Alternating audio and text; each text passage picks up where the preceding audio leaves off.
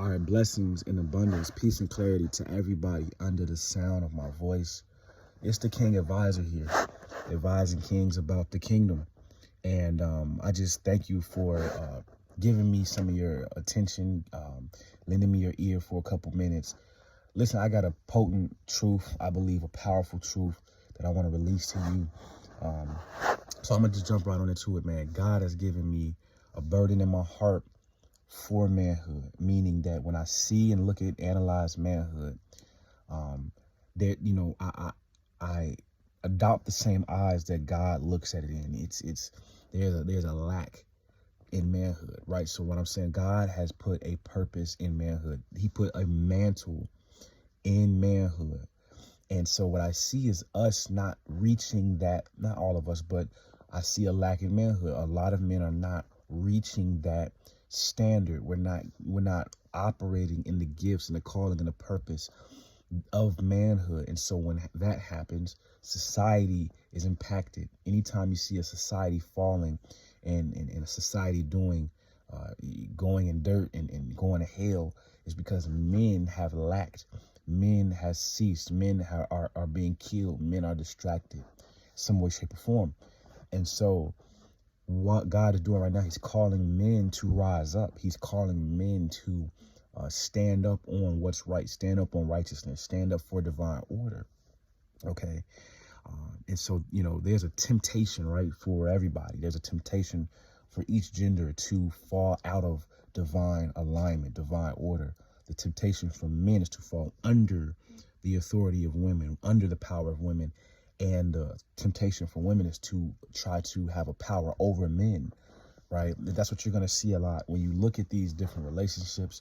When you look at the culture of dating, it's pushing towards more so women having a power and authority over men. And they're trying to hide behind a certain agenda to make that okay. Look at what's around us, man. You got movies like Woman King. I didn't see it, but like no woman is a king, right? You just have the culture pushing a masculine femininity. It's a toxic femininity that wants to go out of divine order. So just adopt the eyes to see that. It's clear as day, and it's demonic. It's from hell. And so you as a man have to stand against that.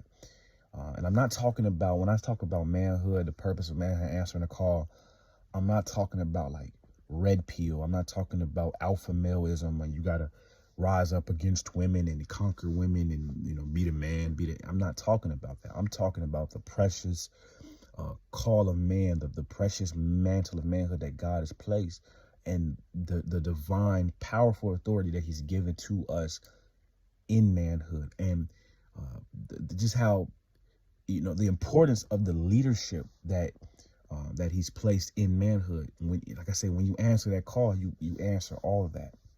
Okay. So I just want to encourage you. I encourage myself daily to stand on that calling because it's purpose there, right? It's alignment there.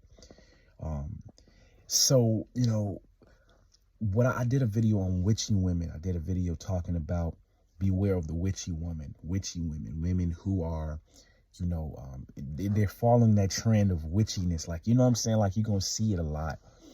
Some women are literally calling themselves witches and participating in these activities. Like, really, it's demonic. The Bible warns against divination and, tarot cards, all of that type of stuff. Fortune tellers, like that type of stuff. The Bible literally condemns, because what's happening is you're using a supernatural force, a supernatural power.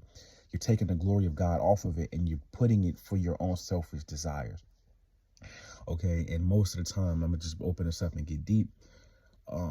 Women go through a hurt. They go through something that has hurt them, damaged them. And then they turn to that type of power to bring healing to themselves, but it's not healing. It's a false stance. It's like just imagine you get kicked in your leg, your leg break and you need, a brace, but their brace that they're using is not healing. It's actually from the enemy, and the enemy always masquerades as an agent of light. He always comes as a form of enlightenment, but it's not enlightenment. It's seduction. right? Okay, so that's why you're going to find these women being very seductress, because what you worship, you begin to look like, right?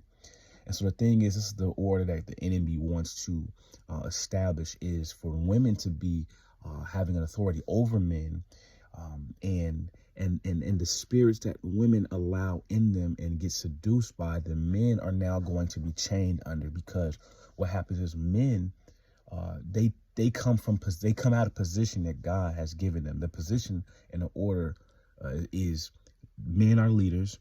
Men are supposed to follow God, the leader, and women are supposed to follow men. That's the order.